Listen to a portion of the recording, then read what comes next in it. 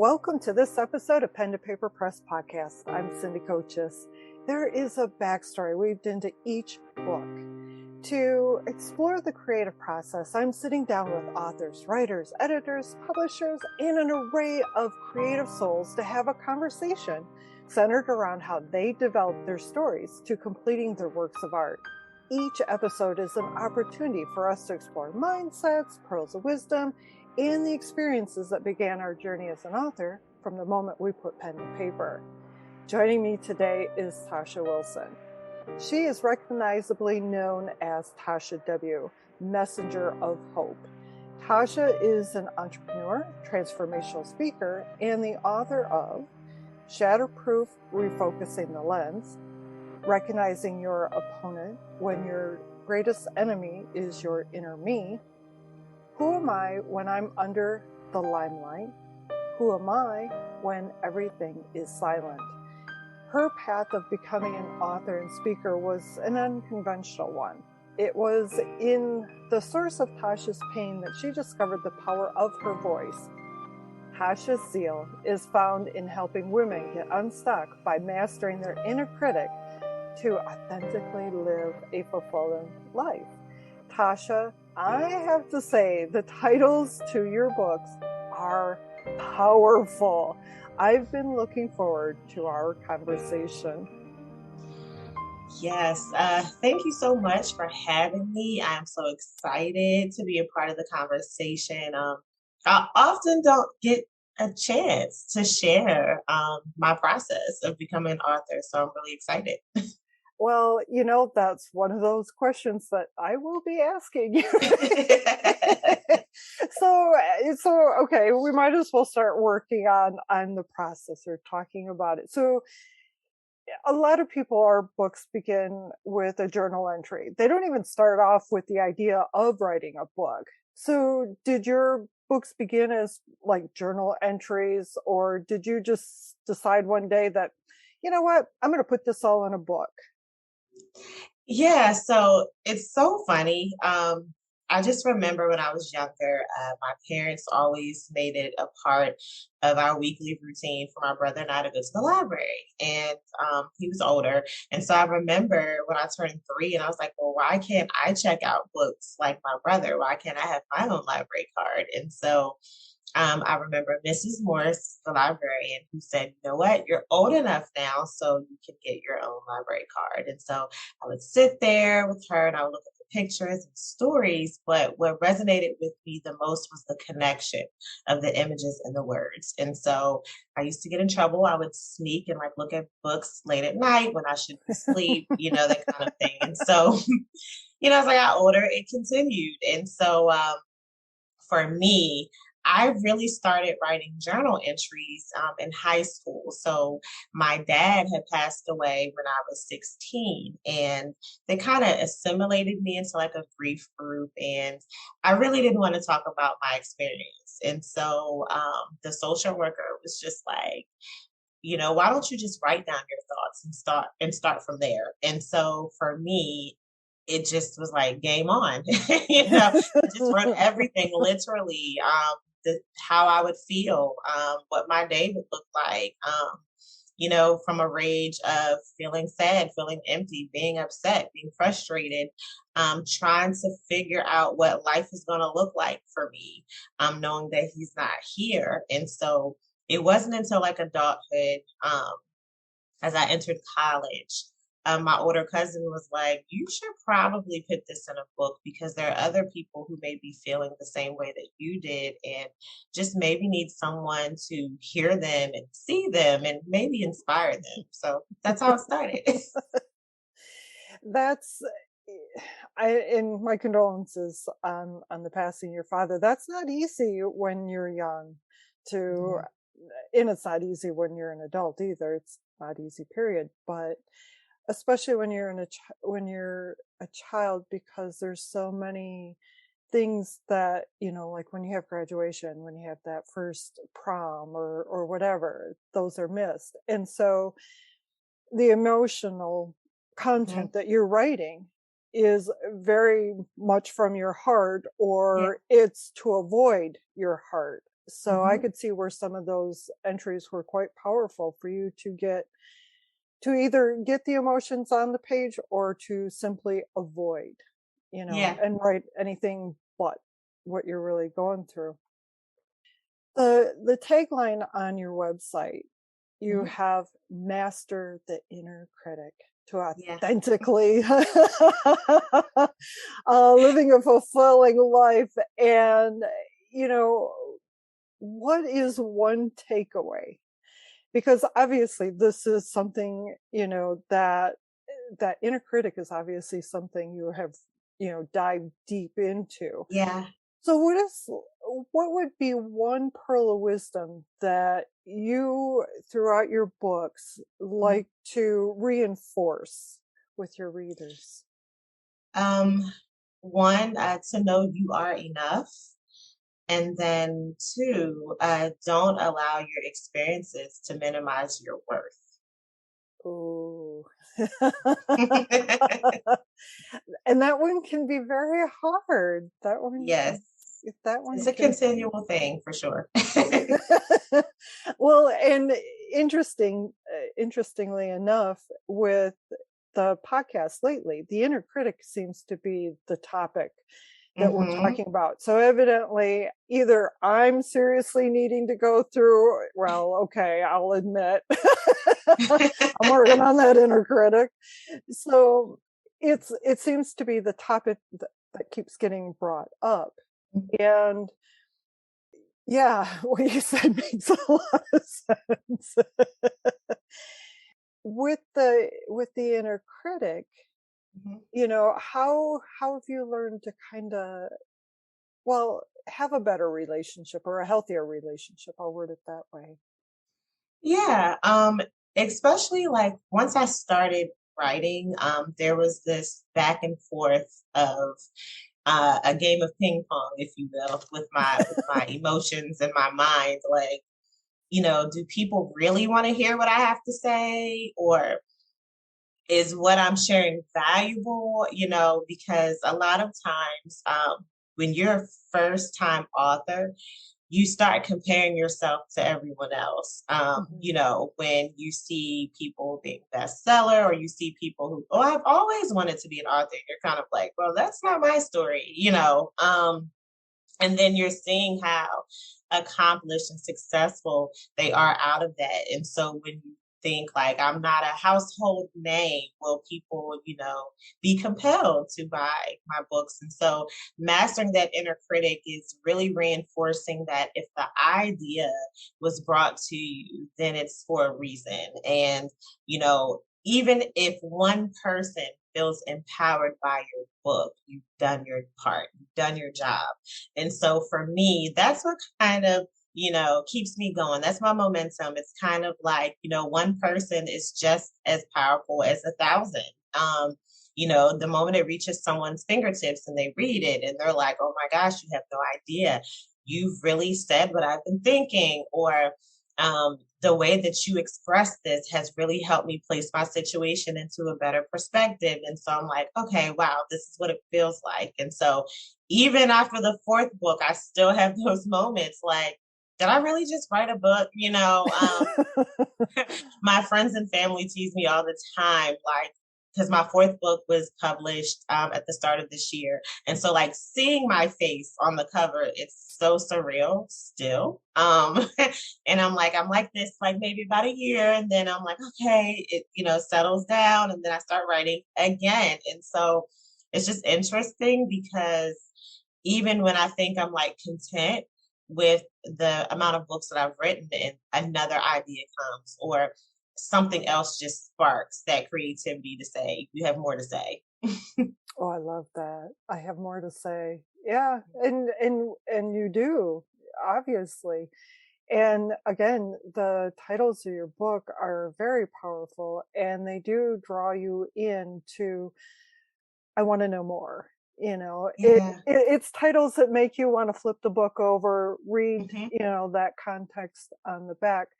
So then with your book covers, hmm did you did you know what you wanted to have on your book covers, on the front, or was that something that you're like, oh, how do I do this? More so the latter. How do it's so funny because for the first three books, I had taken the pictures already, not realizing how it would resonate with the text.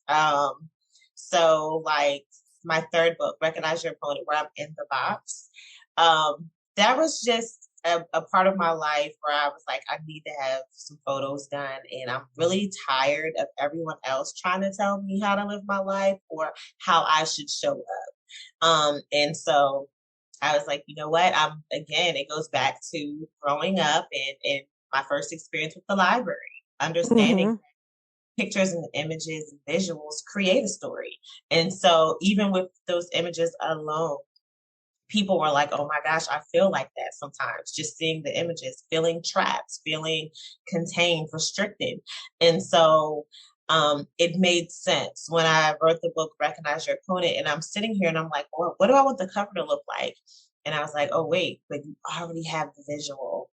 Use that, don't recreate the wheel. You already have a message alone where people are going to say, why is she in that box? I want to know what's going on that made her say, I choose to sit inside this box, but yet half of my body is out of it. And so it kind of gives you a sneak peek of when you're saying that you're talking about the inner me. So that has a lot to do with introspection. And then once you flip the book over, you're like, okay, so what I assumed is correct.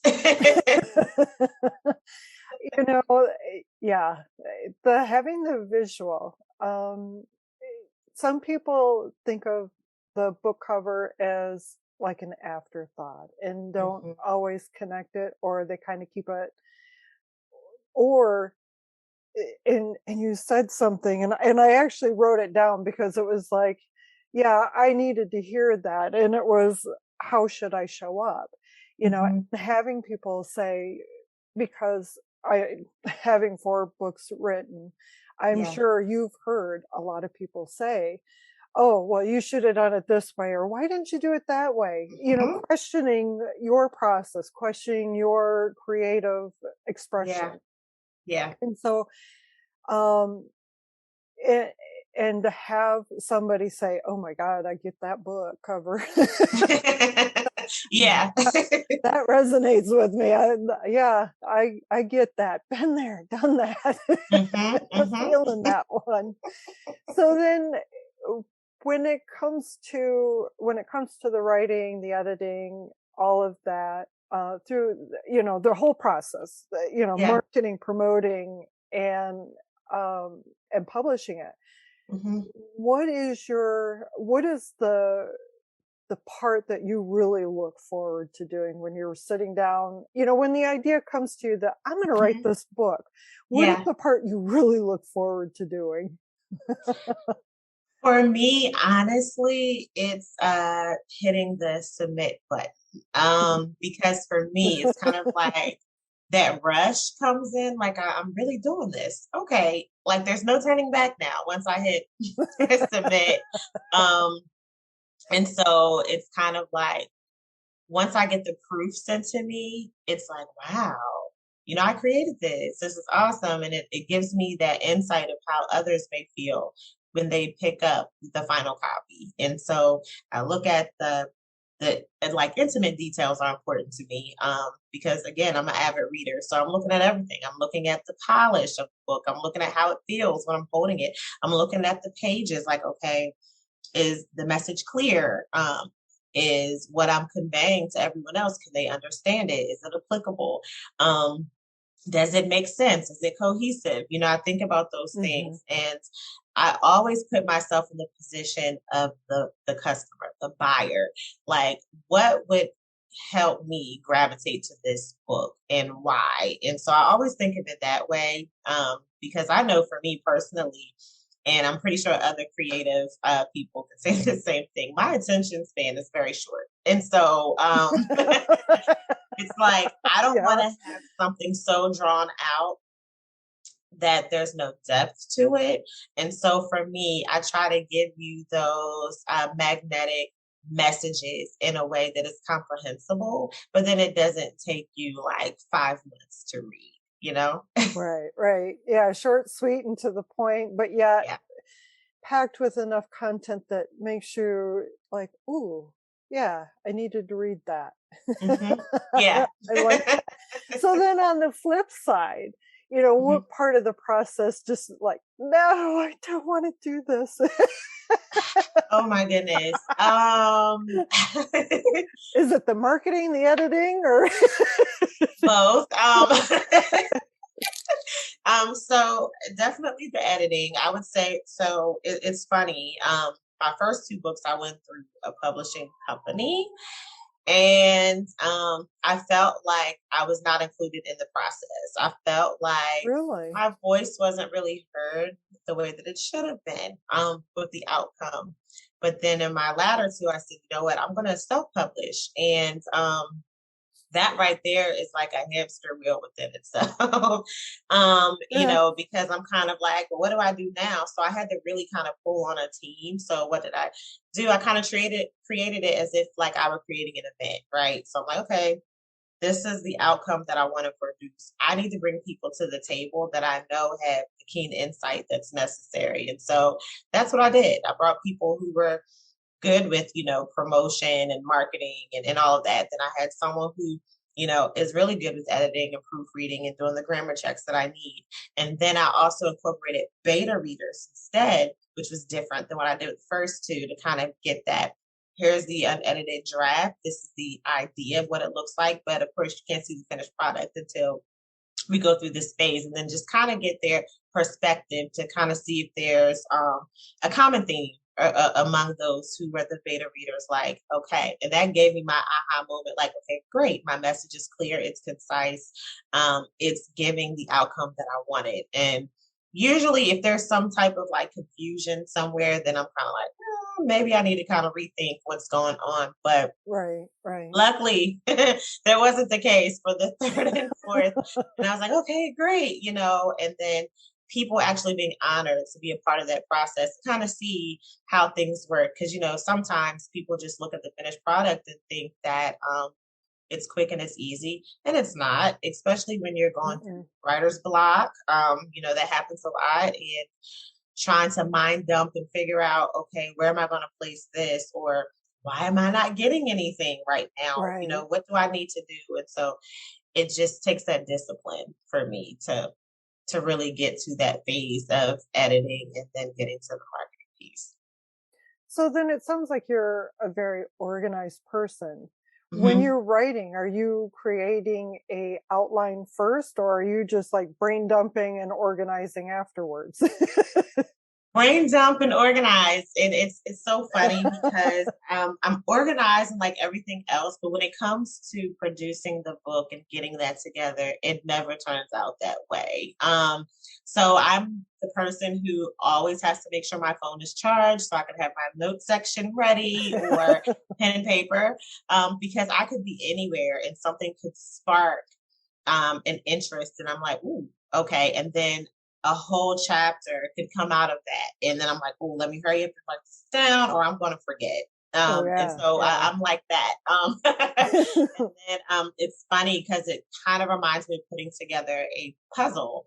I'll get different parts of the book and then rearrange them like, okay, this is the order that it should be in, like once it's all done. But it's hilarious because people are like, where does this come from? And I'm like, I've always been a big picture thinker, even as a child. It's just something that my parents have always noticed. Like I could find a message in anything, and anything that's considered complex, I always knew how to make it more simple. And I don't know who I got that from. My parents know. But it's just one of those things. They're like, okay, but I appreciate that they honed it in early, like not even knowing that it would come into this. That is a gift. Just let it come to you. you know, because when we force it, of course, then it looks forced. And Yeah. and that's the one thing I've noticed, like with doing the podcast, is the fact that if I sit down and I write a whole list of questions, these are the questions I gotta ask. The whole conversation sounds real chunky and clunky, Yeah. and you know, so I really love having. I mean, I have a couple of questions already, you know, lined up before we get going and stuff, because the majority of the people I speak to, this is the second time I've talked to them, or the first time I've talked to them. So I don't know you, you don't know me, and so you got to get that rhythm somehow. Yeah. So and you know, and it's all trust. You're trusting that I don't ask you, you know, bizarre questions that are like, oh yeah, no, Cindy, we're not going there. But I do have to ask, because who's in the picture that's behind your shoulder? That's my dad. So there's my dad surrounding me. So I'm in the center, and then it's different images of my dad. And it's so funny because one of my close friends had actually got it for me like 5 years ago. Yeah. Okay. And she created the image, and it was like the day of the anniversary of him passing. And she was like, you know, I just felt like putting this together for you. And I was like, okay. And so for me, it's just kind of a reminder that he's always present with me, and that he's proud, because my dad always knew that I had something to say, but I had to tap into that and believe it.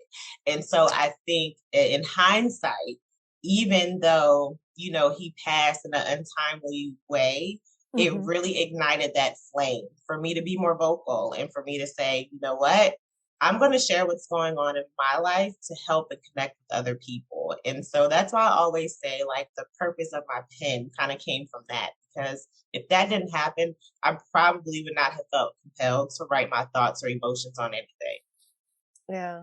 I don't know why it keeps drawing my attention. And so that explains it. It's all that love and that, you know, family energy that's in that photograph. And I love how it just sits, you know, right over your like shoulder. right over my shoulder. Yeah. And that's how he was. He was hands-on. He was a hands-on dad. Oh, and what a blessing, such a blessing. Obviously, writing does come very natural to you. You've been absorbed in books from, well, you know, a very, very young age. Yeah. On the podcast application, I always ask for 3 questions to be, you know, that you would like to be asked. Yeah. And rarely do they, one, get brought up in the podcast, because usually it just flows into the conversation naturally. You know, I don't have to. Again, like I say, the questions are there to get the ball rolling. You have the questions directed at me, because at the very bottom I say, what questions do you have for me? And so it reads, you know, what questions do you have for me? 1, when did you first realize you wanted to host a podcast? I want you to know you're the first person to ask me that on the application. Really? And this is actually my second podcast that I've ever produced. The other one that I did was a handful of years ago, and it was, I'm a certified health coach, integrative nutrition health coach. And it was focused on foods and preparing meals. Well, I loved it. I loved the conversation. So what sparked it this time? Same thing. Conversation. I love having a conversation. And because I'm deep into my own writing and helping inspire others to write and to explore their creativity and such, it was a no-brainer. I mean, it's one of those divine things that just kind of kept saying, you know, talk, Cindy, talk. Yeah. And then your next question was, or is, excuse me, was it challenging to get initial followers, or did it come easy? Wow, talk about a loaded question, because the fact that it's the same thing with having, you know, no matter what business you're in, Mhm. You're an entrepreneur. I'm an entrepreneur. And was it challenging to get initial followers? Oh yeah, pretty much Mhm. any entrepreneur is going to say that because of the Mhm. simple fact that we are putting ourselves out there. And Yeah. look at what you've done with your book. You have put yourself out there. Mhm.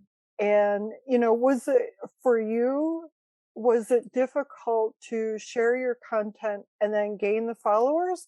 Or did you have those people who already knew your backstory that read the book and like, oh, hey, you got to read Tasha's book, man. You got to read this. I know her. What was it like for you as far as gaining those initial followers for your series? Oh yeah, so it's twofold. So initially, when people are familiar with one layer of who you are, that's the perspective they have and they run with it. And so, for me, it was the ongoing question, is it worth the risk? Because I've always been someone who's been naturally observant, laid back. Um, like small intimate settings, something like that, introverted, and so for me to put myself out there, it kind of placed me in a different light that others were not familiar with. And so it was kind of like them trying to warm up a little bit, like, who is this person? Like we're so Right. accustomed to her being behind the scenes, giving everyone else the idea to go forward and do it. But to put herself out there, it's kind of like, well, what is this? And so I always joke and say, before the influencer culture became a thing, I was already an influencer. And it's so funny because it's like whenever you have um I would say like an eye-catching background or an experience that a lot of people haven't heard about, it kind of causes them to gravitate a little more. And so initially, some people were kind of like, what is this? What's going on? And then as they saw the progression, it was like, oh wow, okay, this is really a thing. This is really who she is. I need to get into this. And so after, I would say maybe the towards the end of the second book, beginning of third, everyone just kind of came like wildfire. Like now it's a little overwhelming. Now where, people are like really into, what I'm doing, wanting to be a part of my life, the intricacies. It's a little overwhelming because I always have to keep that balance and the boundary of saying, even though to you, I'm a public figure, I still have a personal life. And so Yes. um sometimes I go back like the first 2 years, when I started.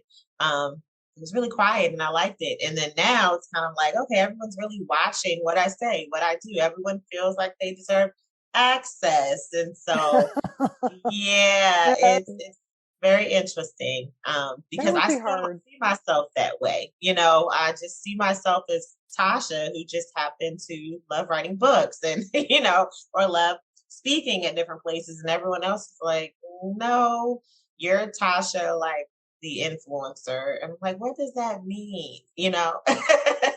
So you brought up that you're a speaker. What kind of venues are you doing your speaking at? So I speak at universities. I speak at like women conferences. I've been highlighted and featured in like magazine articles. It's really like surreal. That's And wonderful. a lot of it really talks about my passion of what keeps me going, with being an author, but then also getting my story out there. So like aside from dealing with grief and learning how to find a level of normalcy after that.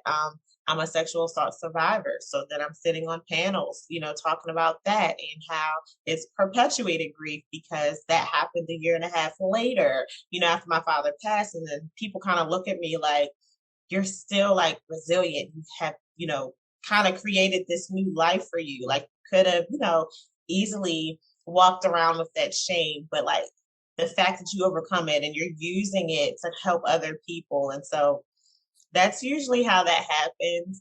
And sometimes I really don't know where the strength comes from.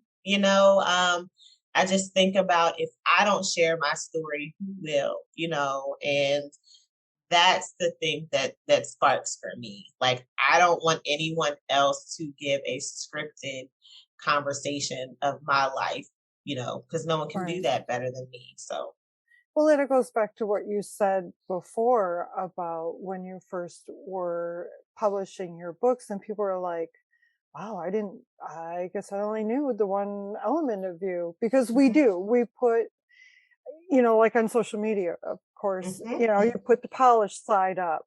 And yeah, then with your best friends, you put the not so polished side up. And then the people you live with, they get yeah, to see the raunchy side of you, the yeah, side that you don't want anybody else to ever see, that grouchy, unkind, yeah. so whatever, lazy. hmm um, you know, we are multi-diverse, and yeah, and for and yeah, for those different layers to be shared, people I'm sure were like, holy crap, I didn't really know you. yeah, exactly. Like, wow, Tasha. Yeah, exactly. Yeah.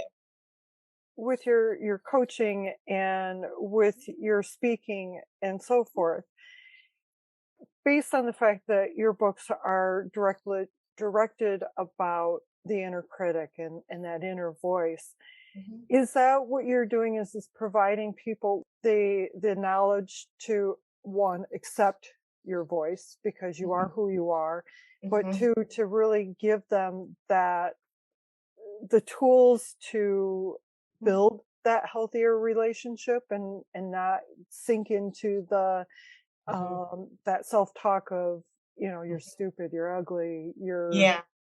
whatever, fill in the blank.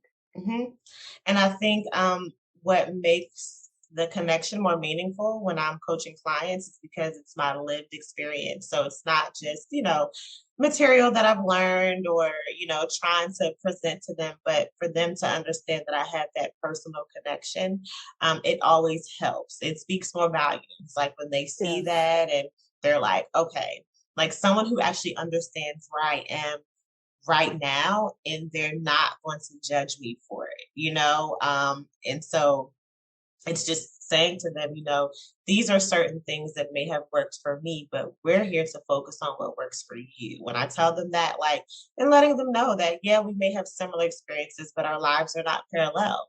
And I think Right. that's the most important part that I always try to reiterate when coaching clients, to let them know, you can feel inspired by my story, but you need to create your own path so you can be an inspiration to someone else. Yes. Yes, yes. Because so many people want, well, and I'll admit, there's times where I want somebody to hand me I don't care if it's the rule book, I don't care if it's the Yeah. playbook, I don't care if it's, some other book that has no relation to what I'm going through. Somebody hand me the book and tell me what to do, hmm because it's hard to make decisions sometimes, and we do get caught in that whole loop of, am I hmm doing it right, am I doing it wrong, and Yeah. it's easy to get in that vicious cycle. hmm So anyways, we could rabbit hole down that one really quick, and I don't want to go there. So is there anything that you would love to share? um I don't care if it's on writing, if it's on the inner critic. What is something that you would love to share, and let people know? Yeah. So one thing I always say, and I say this to myself every day, so it's a standard practice. But to remind everyone that your life has purpose, your voice has value, embrace the greatness within. I love that. Yeah. And, you'll hear, well, you'll see it on different things that I do, and written wise. And then at the end of every podcast, I always close it with the phrase, your words have power and your Yeah. story matters. Yeah. Yeah. Because we forget that hmm we forget our voice has that power and that our voice even matters, forget Yeah, the story, the voice. exactly. And that whole point is so multidimensional in the regard that it's the voice that we use interior and Hmm. exterior. Yeah, So yeah. so then you're going back to your list of questions that you had for me. I'll answer the third one. Number 3, what do you enjoy the most about hosting? This Yeah. having the conversation, getting to know Hmm. somebody, getting Yeah. to understand your process, Hmm. the fact that your dad is sitting on your shoulder. I love that. Yeah. And and learning how you did the process for writing your book. You brain dump, you put it together and organize it afterwards. And there's people that are out there that are always, am I doing it right? How should I Hmm. attack this? Yeah. And one of the messages I've always tried to have here is that do it your way. Yeah. Yeah. Plain and simple, do it your way. What feels Hmm. good to you? Yeah, exactly. So then as far as publishing your book and promoting, Hmm. what has been the the part of it that just absolutely says, yep, that's all worth it? It's the stories, the reflections I hear of people after they read it. Like for me, it just feels good that it's genuine support. You know how sometimes you have people who just support you because you're their friend or their family member. And it's almost kind of like, well, do you believe in the gift that I'm presenting, or you're just, just buying out of like obligation, right? And so it's a really good feeling when I know that people are authentically supporting me, like they believe in what I have to offer. It's not obligated, it's just like, no, I really believe in this. And I really think that it will make a difference in the world. It'll make an impact. And then when Hmm. they read it, they're like, wow, I saw myself in this section of the book, and I definitely know what you mean from there. And oh my goodness, this made me go back and rethink some of the things that I have not uncovered in my life. And that's the moment that I'm like, okay, it was all worth it. It matters. You know, because when I present information, I do it in such a candid way that I don't do it where you may feel embarrassed because you're not where you want to be in that moment. It's just kind of like I'm educating and empowering you at the same time. And, I think when you present such delicate information, you Hmm. have to be strategic on how to present it.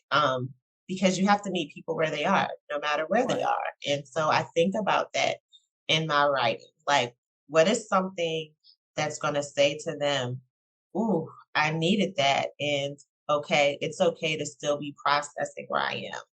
Right. Yeah. I like that.